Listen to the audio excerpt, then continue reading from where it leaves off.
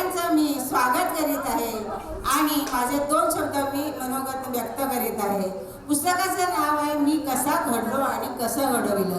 कसं घडलो हे आम्हाला आता हे पुस्तक तयार करतानाच मला समजलं की त्यांना लहानपणी 3रीत असताना त्यांच्या तुळफुळे मॅडमनी पुस्तकांचा सेट घेऊन दिला, म्हणजे त्यांच्या घरची परिस्थिती कशी ही जाणवली मला। त्यानंतर इथले आपले जोशी जे केतकी निवास आहे तिथे आजोबा यांनी तिथे 4थीला असताना ते तिथे गेले आणि त्यांना पुस्तकांचा सेट आणि पुस्तके दिली की असा आदर्श विद्यार्थी घडवण्यासाठी शिक्षकच प्रयत्न करीत असतात आणि त्याप्रमाणे प्रत्येक वर्गात ते आदर्श विद्यार्थी होते।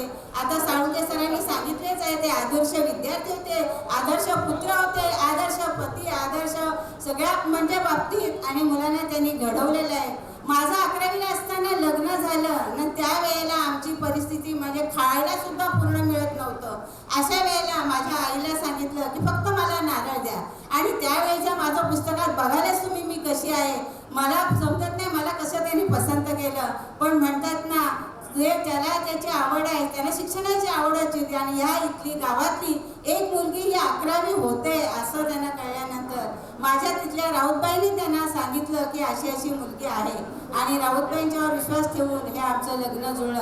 11वीला एप्रिलमध्ये लग्न झालं आणि लगेच जूनमध्ये मी पुण्याला ट्रेनिंगला मला पाठवलं आणि तिथेच मला म्हात्रेबाई म्हणून ओळखलं गेलं। हे भाग्य मला त्यांच्यामुळेच मिळालं आहे आणि ह्याच पुढे ज्या वेळेला ज्या काही स्पर्धा यायच्या काय व्हायचं त्या ठिकाणी त्यावेळेला ते इतके अटीतटीशी झुंज द्यायचे की 82ला उमरठला तानाजी मालुसरेंच्या जीवनावर भाषण करण्याची वेळ आली।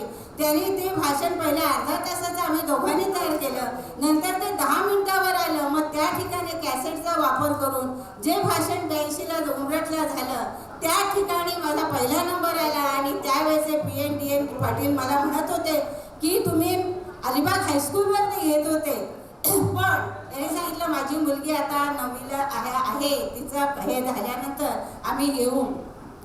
अशा प्रकारे मला ज्या ठिकाणी म्हणून स्पर्धा द्यायच्या। आता बचतीचं काम हे आम्ही राष्ट्रीय कार्य म्हणून स्वीकारलं, त्यावेळेला काही लोकांनी काही बोललेले असतील पण ते काय मला आपण राष्ट्रीय कार्य म्हणून स्वीकारलेलं आहे। त्यामुळे मला ते साथ देऊन त्या ठिकाणी ज्या वेळेला आम्हाला बक्षीस समारंभ असायचा त्या वेळेला ह्या बचतीचंही मी पोलीस गार्डन परिसरामध्ये ढाल मिळवली ही त्यांच्यामुळेच मिळवली। ते इथे भुवनेश्वर रोड या ठिकाणी सायकलवर फिरून त्यांनी ही बचतीची खाती गोळा केली, रोह्यामध्ये 5-5 रुपयांची खाती गोळा केली आणि ह्या बचतीच्या जोरावरच त्यांनी आपल्या 3 मुलांना सायन्सकडे पाठवलं आणि उच्च शिक्षित केलं। पूर्वी आमचं काही असं मूळचं असं काही नाही, पण त्यांनी जी की त्यांची बचतीची सवय आम्हाला कधी कळलंच नाही की मला ते म्हणायचे फक्त म्हणजे सही कर। मला ते शेवटपर्यंत कोणी विचारलं तुझा पगार किती मला सांगता येत नव्हतं। आताही जरी विचारलं तरी किती मला वेदपाटीलबाई फोन करतील, कावडे गुरुजी फोन करतील, मॅडम बघितलं का तुमचा पगार? नाही मुलगा बघतोय तो बघतोय। मला कधीच त्याच्याबद्दल माझे पगार किती येतोय मी किती कमवते असा कधीच मला अभ्यास झाला नाही। हा पूर्ण विश्वास आणि तो विश्वास त्यांनी सार्थकी लावलेला आहे। अशा प्रकारे बचतीच्या जोरावर त्यांनी 3 मुलांनाही शिकवलं, मलाही घडवलं। आता इथे नातवंड मुलगी समजा त्यावेळेला 90.14% मार्क मिळून महाराष्ट्रामध्ये रायगडमध्ये पहिली आली, बोर्डात 20वी आली आणि तिच्या पुढे आता त्यांची नातवंड 97.5 पर्यंत जातात। तर अशी म्हणजे पहिलीपासून ती 90%च्या वर आहेतच, पण 10वीला सुद्धा 97.5 96% इतके मार्क मिळवणारी त्यांची नातवंड त्यांनी घडवली। त्या नातवंडावरूनच मी सांगते की त्यांचं बचतीचं काम हे आर्या गडमुळे ह्या मुलीने इतकं स्वीकारलेलं, तिला जर आपण जाताना 500ची नोट द्यायला गेलं ना मला आजी नको ती 100 रुपये दे, हे 500 आणि 100 द्यायला गेलो तर म्हणे नको 500 दे, 100 लवकर संपतात। ती प्रवास कधी असे रिक्षेने करणार नाही आपण बसने जाऊ। मग माझी सुहानी वेदक ही म्हणायची नाही बसने काय जायचं आपण रिक्षेने जाऊ, पण तिला बसने जायला लावलं। म्हणजे हे बचत कशी करायची हा गुण हा त्यांच्यामुळे मिळाला। तसाच माझा जय आज तो फायनान्समध्ये पैसे टाकतो आणि बाबांना म्हणतो बाबा तुमचे किती झाले, पप्पा तुमचे किती झाले, माझे इतके योग्य झाले. हा बचतीचा गुण त्या मुलाने घेतले. आणि दुसरा म्हणजे त्यांना वेळच्या वेळी गोष्ट, मग कणिक जरी भिजवत असली ना तरी म्हणतील की आता इथे सही करायचे तर लगेच तिथल्या तिथे ठेवून. आणि तो गुण ओमनी घेतलेला आहे आणि सुहानीनी. यांना वेळच्या वेळेला जेवण वगैरे वेळच्या वेळेला लागतं, ते काही असो. मग ओम पण तसा, सुहानी पण तशीच.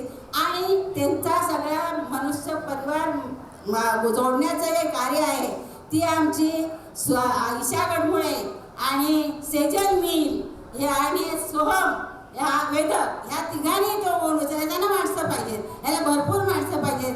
असे त्यांचे आमचे गुण. शिवाय संगीत हा त्यांना आजारी होते तरी त्या लोखंडी पाईपवर हात मारायचे गाणं लागलं तर हे जे गुण आहे ते सुहानी आणि सोहम हे पेटी पण वाजवतात, तबला. मुलगी तर आहेच, ती आता कथ्थकचं नृत्याची परीक्षा देते. गायनाच्या सांगू तितकं कमीच आहे थोडक्यात बोलून मी माझे दोन. आणि तितकं की ते भाग्यवान असं मला म्हणायला पाहिजे. मुलं स्वतःची करतातच हो, पण जावई आणि सून तर त्यांना इतकी भाग्यवान लाभलेली आहे की त्यांना संध्याकाळी खिचडी लागायची. 8:30ला घरी आल्यानंतर ते खिचडी टाकणारच. त्यांना खिचडीवर तूप लागायचं. ते तूप संपलंय का, त्यांना बदाम खायला यायचे, ते बदाम आहेत की नाही हे ती बघणार. हे मी कधीच बघितलं नाही.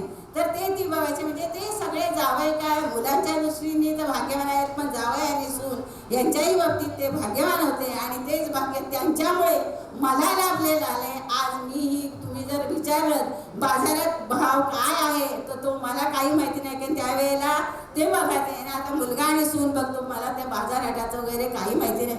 फक्त घरात काम करायचं आणि त्यांना बाहेरचं हॉटेलचं आवडायचं नाही. त्याच्यातून मला काय शिकता आलं की निरनिराळे पदार्थ घरीच करायचे. त्यांना कधीही हॉटेलचं त्यांनी खाल्लं नाही. सात्विक जेवण त्यांना जास्त आवडायचं. एवढं बोलून मी माझे 2 शब्द त्या ज्या पिढ्या